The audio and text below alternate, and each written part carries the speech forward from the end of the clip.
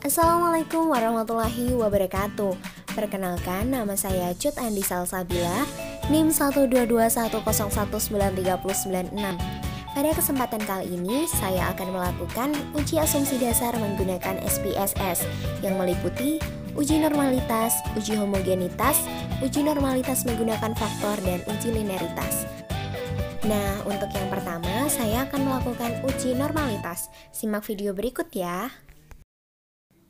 Untuk yang pertama, ketikkan variabel Y pada kolom name, kemudian X1 pada baris kedua, X2 pada baris ketiga. Setelah itu, pada bagian label, kita harus menuliskan harga saham.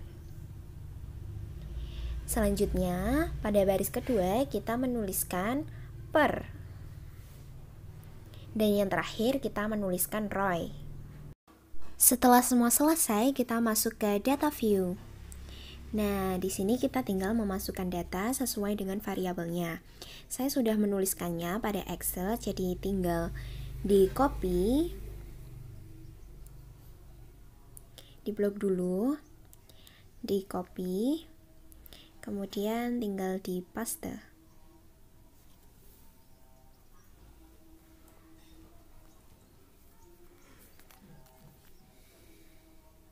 Nah, setelah semua data masuk, kita masuk ke Analyze, kemudian pilih Descriptive Statistic, Explore, kemudian semuanya di blok dipindahkan ke bagian Dependent List.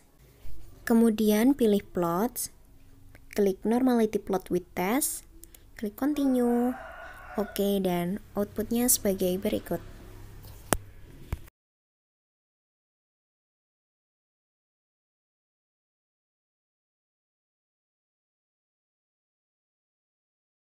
Dari hasil di atas, kita lihat pada kolom Kolmogorov Smirnov dan dapat diketahui bahwa nilai signifikansi untuk harga saham sebesar 0,05, untuk per sebesar 0,00, dan untuk ROI sebesar 0,200. Karena diketahui salah satu variabel tersebut signifikansinya kurang dari 0,05, maka dapat disimpulkan bahwa data pada variabel harga saham, per, dan ROI berdistribusi tidak normal karena salah satunya signifikansinya kurang dari 0,05. Kemudian, angka statistik di sana menunjukkan semakin kecil nilainya, maka distribusi data semakin normal. Nah, bisa dilihat urutannya dari yang paling normal yaitu ROI, kemudian harga saham, dan per. Namun karena signifikansinya kurang dari 0,05, maka keseluruhan variabel menjadi tidak normal. Untuk selanjutnya, saya akan melakukan uji homogenitas. Langkah pertama yang harus dilakukan yaitu kita harus menuliskan item 1 pada kolom name, baris pertama, kemudian item 2 pada baris kedua. Nah, setelah itu kita akan mengubah desimalnya menjadi 0 semua. Kita selanjutnya menuliskan label. Untuk yang baris pertama kita tulis pemahaman mahasiswa. Kemudian baris kedua kita tulis tingkat prestasi.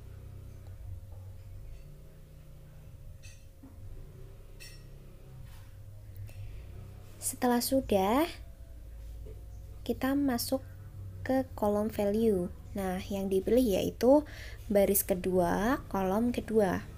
Di sana kita tulis pada kolom value yaitu 1. Kemudian labelnya kita isi IPK kurang dari 2,50.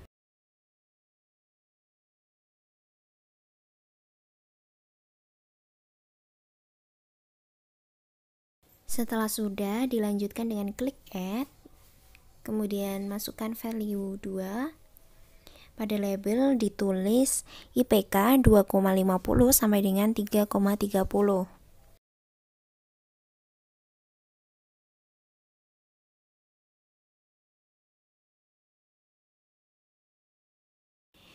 Klik add, kemudian kita tulis value 3. Pada label kita tulis IPK 3,31 sampai dengan 4.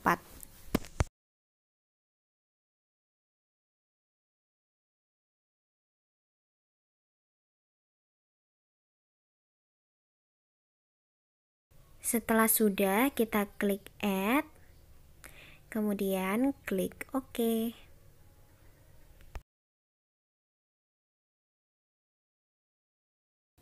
Dilanjutkan dengan kita masuk ke data view dan memasukkan data pada item 1 dan item 2. Seperti biasa, sudah saya tuliskan pada Excel. Tinggal kita mengcopy, di blok dulu, di copy. Ini untuk item 1 ya, di paste.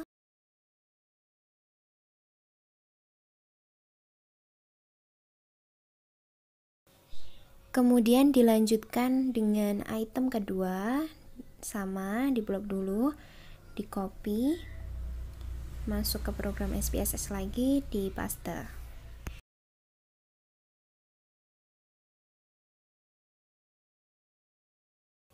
Setelah semua data masuk, kita masuk ke Analyze, pilih Compare Means,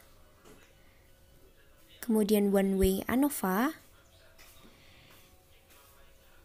Nah, setelah itu ruas kiri bagian pemahaman mahasiswa kita pindahkan ke Dependent List dengan cara diklik panah. Kemudian tingkat prestasi kita pindahkan ke faktor. Lalu klik Option,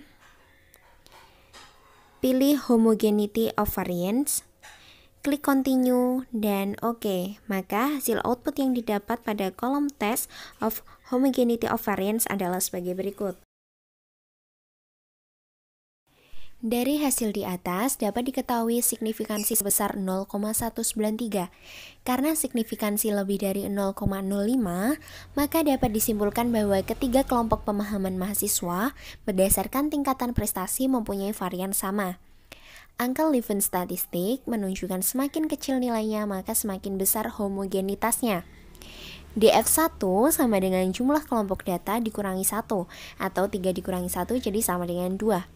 Sedangkan DF2 merupakan jumlah data dikurangi jumlah kelompok data, atau 20 dikurangi 3, jadi sama dengan 17. Kemudian yang berikutnya adalah melakukan uji normalitas menggunakan faktor. Di sini datanya sama seperti ketika uji homogenitas, namun caranya berbeda.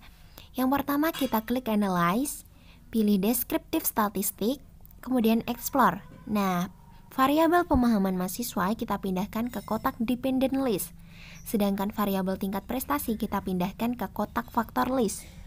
Selanjutnya klik Plot, pilih Normality Plot with Test, klik Continue, dan OK.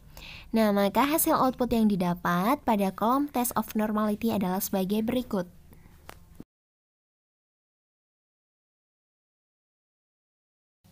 Sebelumnya di sini saya mengubah ke dalam bentuk baris dengan cara double klik pada output test of normality, kemudian klik pivot dan transpose round and column. Nah, jadinya seperti itu. Dari hasil data di atas dapat diketahui bahwa nilai signifikansi untuk data variabel pemahaman mahasiswa yang terbagi menjadi 3 kelompok data tersebut berdistribusi normal. Angka statistik menunjukkan semakin kecil nilainya, maka distribusi data semakin normal. DF di sana sama dengan jumlah data masing-masing kelompok. Kita masuk uji yang terakhir, yaitu uji linearitas. Caranya adalah sebagai berikut. Pada kolom pertama baris pertama kita ketik X, kemudian baris keduanya kita ketik Y. Nah, desimalnya jangan lupa untuk dienolkan semua. Pada kolom label baris pertama kita tulis kecemasan, sedangkan baris keduanya kita tulis optimisme. Berikutnya kita masuk ke data view, masukkan data sesuai variabel yang ada. Seperti biasa, kita buka Excel, kita copy datanya, kemudian kita paste. Setelah semua data sudah masuk, kita klik Analyze, pilih Compare Means, pilih Means, kemudian variabel kecemasan kita masukkan ke Independent List, sedangkan variabel optimisme kita masukkan ke Dependent List. Kemudian klik Option, pilih Test for Linearity, klik Continue, dan OK. Maka, hasil output yang didapat pada kolom ANOVA tabel adalah sebagai berikut. Dari output di atas dapat diketahui bahwa nilai signifikansi pada linearity sebesar 0,006. Karena signifikansi kurang dari 0,05, maka dapat disimpulkan bahwa antara variabel kecemasan dan optimisme terdapat hubungan yang linier. Nah, itu dia beberapa uji asumsi dasar yang telah saya lakukan menggunakan SPSS, mulai dari uji normalitas, uji homogenitas, uji normalitas menggunakan vektor, dan uji linearitas. Sekian dari saya, apabila ada kurang lebihnya saya mohon maaf. Wassalamualaikum warahmatullahi wabarakatuh. Bye!